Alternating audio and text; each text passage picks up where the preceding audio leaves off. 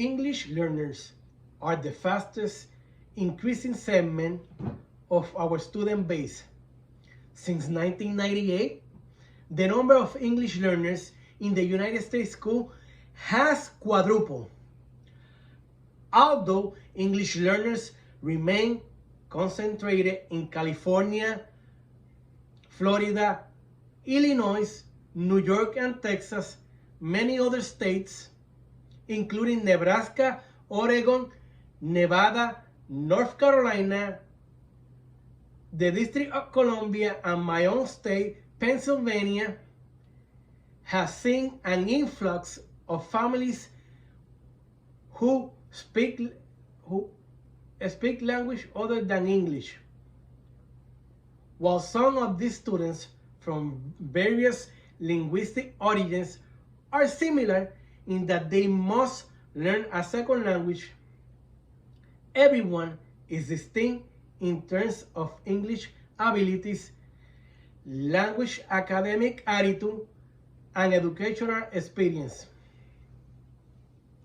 According to the Arizona Auditor General, ELL students are those whose native language is not English and who have difficulty reading, writing, speaking, and comprehending English such that it limits their success in the classroom.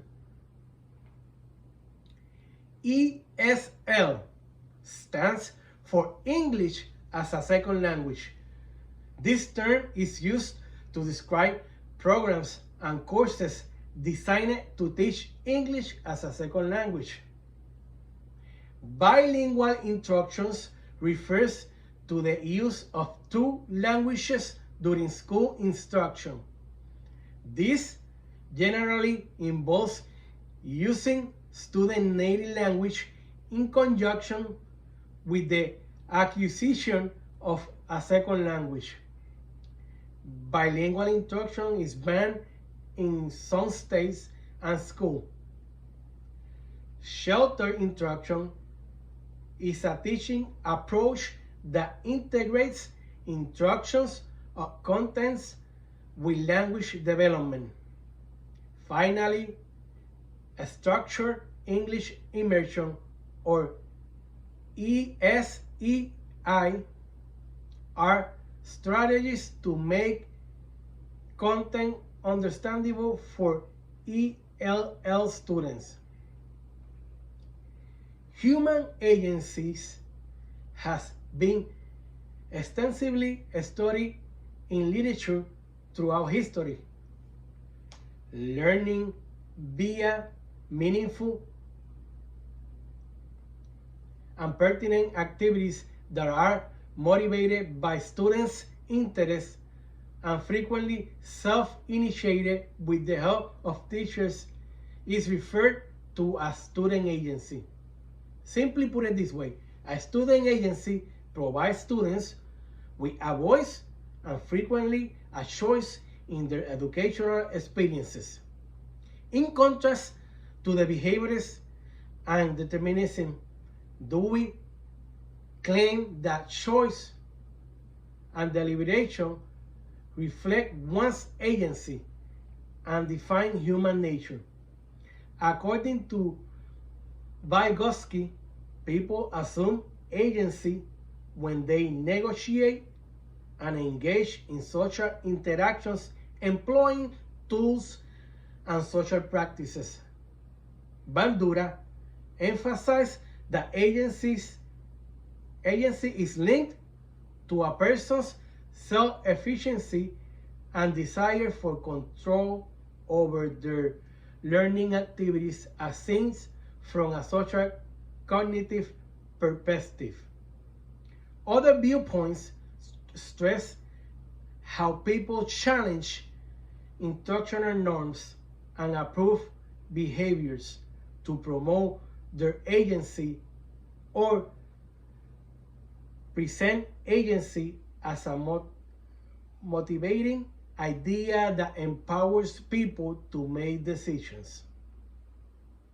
However, some academics have found that agency is fostered via communication and language, and is found in how people modify their realities and concrete identities. A model of agency which builds on this theoretical orientation emphasizes that agency is linked to dispositional dimensions of people who act and change environments, motivational dimensions of people who control their actions, exist in context and make decisions, and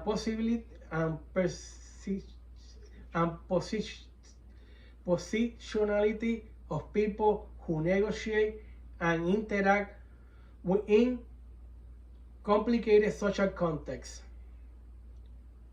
To conceive models of student agency in action, each dimension is further examined using classroom examples in the sections that follow. Why is this important?